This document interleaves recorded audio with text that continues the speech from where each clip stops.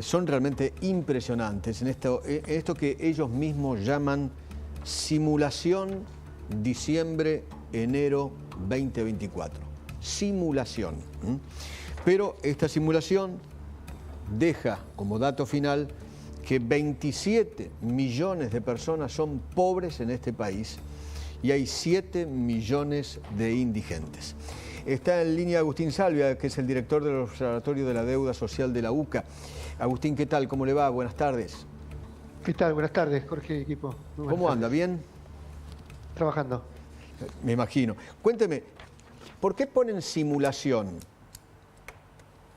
Porque no es una medición directa entre la encuesta aplicada en diciembre o enero y el valor de la canasta, sino que se utilizan los datos del tercer trimestre de la encuesta de la Deuda Social Argentina, que nos dio un 44% de pobreza, y con base en la información, en los microdatos disponibles, se hacen simulaciones acerca de cómo determinadas poblaciones experimentaron aumentos en los ingresos a partir de el índice salarial, ya sea del sector privado, público e informal, que salió hace 2 semanas atrás.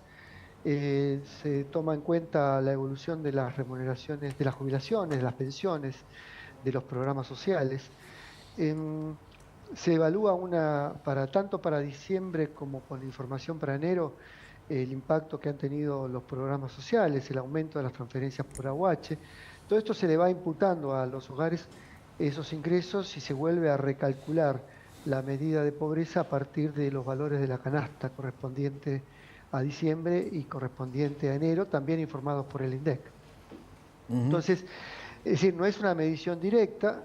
Tengamos en cuenta que la información oficial va a estar recién el 27 de marzo, o a fines de marzo, con datos de un promedio del segundo semestre del 2023, lo cual la información va a quedar muy vieja, y ya vieja en marzo y vieja en el tiempo. Entonces, el ejercicio que hemos hecho es tratar de evaluar el impacto, como lo hemos hecho en otras ocasiones, el impacto de un proceso de evaluación y de crisis como el que estamos teniendo ahora, para poder cuantificar la evolución de la situación social.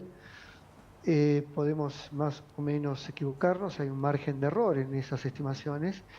Lo que resulta relativamente obvio es que hemos pasado diciembre, enero y eventualmente febrero o parte de febrero como los peores meses, creo yo, de esta situación de ajuste, que significa también en realidad una transparencia de una situación contenida durante no solo el último año de plan platita en el contexto electoral, sino creo que varios años más, e incluso yo creo que 2 décadas de estancamiento de un régimen de acumulación y de creación y de crecimiento que no ha dado más que lo que pudo dar hasta ahora. Sí.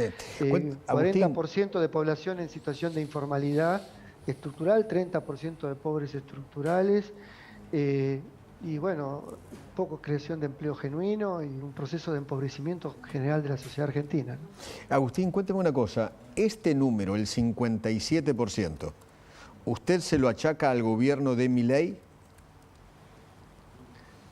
Bueno, no, es lo que vengo señalando. Creo que no es...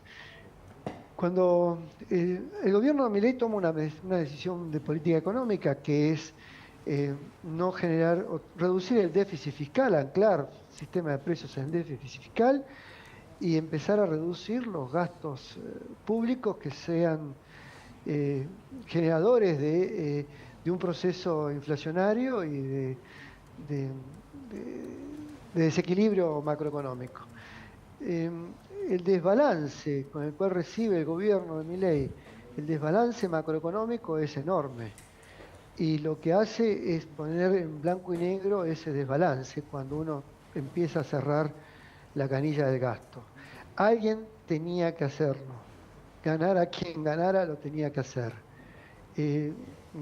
Podía hacerlo más lento, más rápido, más profundo, menos profundo, pero hay que sincerar el sistema de precios y el gobierno anunció un proceso fuerte y muy brusco de estanflación. Eso es lo que estamos padeciendo, y el efecto en materia de pobreza se aproxima a esos números, y es inevitable, como lo fue inevitable cuando devino la salida de la convertibilidad. Sí. Cuénteme una cosa, Agustín, el gobierno anterior, ¿cuánto dejó? ¿44, 50? ¿Cuánto dejó?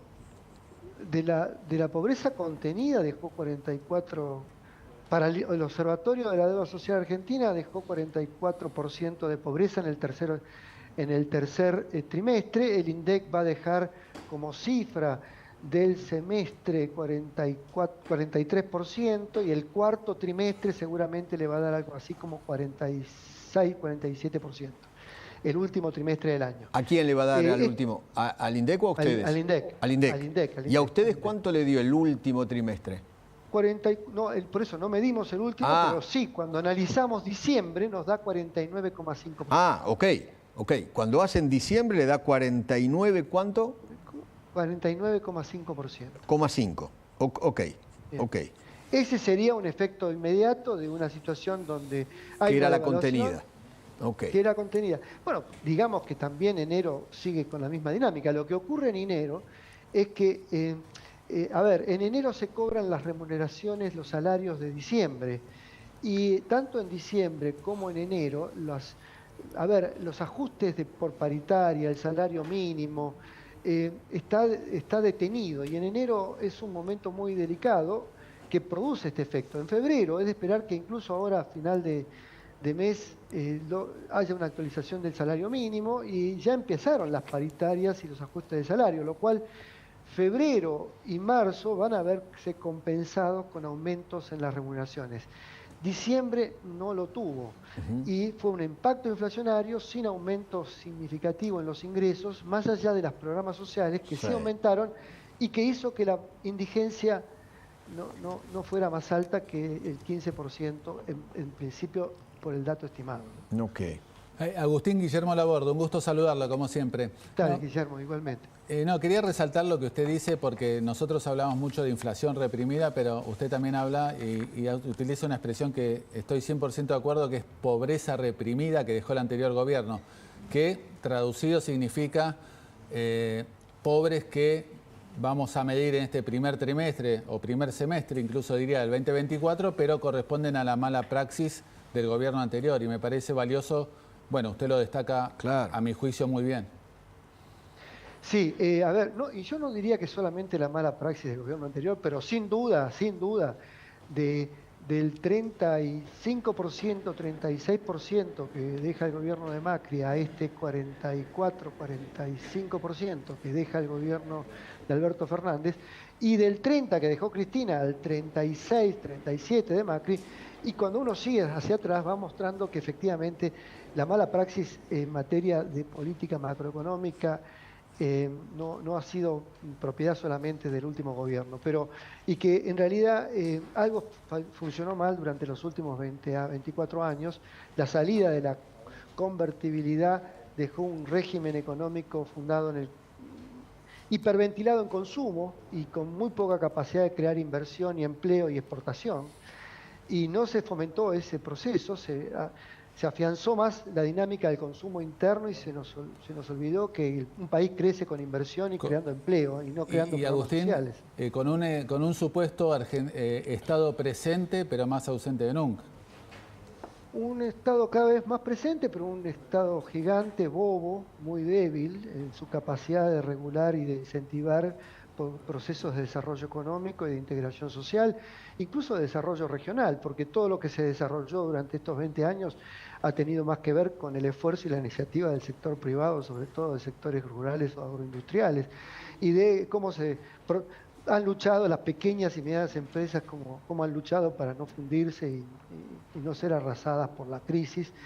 Es un régimen que se ha sostenido en el déficit fiscal o en el endeudamiento, en una o en otra dinámica, y corrosionando las finanzas públicas, pero también la capacidad de los hogares de proyectar un plan de vida, un presupuesto estable, con capacidad de crear ahorro y más trabajo que reditúe más progreso.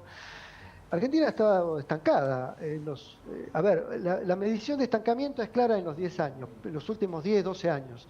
Pero en términos de una mirada de ciclo económico, había un régimen macroeconómico y de crecimiento que nace mal después de la convertibilidad. Dura 2 o 3 años de viento de cola y de bondades y de beneficios a partir de un equilibrio fiscal, de un equilibrio incluso en las balanzas de pagos, de superávit en esas dimensiones, pero que rápidamente se reconvierte a un régimen de alto nivel de inflación, producto del déficit fiscal y de la falta de inversión. Agustín, le mando un abrazo enorme, siempre gracias por atendernos. Un comentario. Sí, señor. Puede ser, Eduardo. Claro, obvio. Yo creo que porque yo pienso que hacia adelante lo que estamos en un escenario en donde estamos pasando el peor momento de esta crisis. Y esperar que para el pueblo argentino pueda haber una mejora. Y es deseable que eso ocurra y sostener la idea de transitar rápido este proceso, cuidando a los más débiles, resulta una prioridad. Claro. Hoy por hoy hay más clases medias que están cayendo en la pobreza, pero no es pobreza estructural. Y rápidamente se va a poder salir de esta situación de empobrecimiento si bajamos la inflación y recuperamos la confianza y que los propios hogares, las propias familias, la pequeña y mediana empresa invierta y genere trabajo. Totalmente. Es lo que la sociedad argentina está esperando y hay ahí una apuesta muy importante y un compromiso que debería claramente asumir este gobierno, que es justamente cómo responder a esta expectativa social por el cual se está haciendo hoy muchos sacrificios. Le agradezco. Abrazo enorme, ¿eh? Un abrazo grande. Abrazo muy, muy grande. Señores, tenemos para darle ¿ponemos un urgente? Porque tenemos un dato que tiene que ver con la Cámara de Diputados. Dale, ponelo.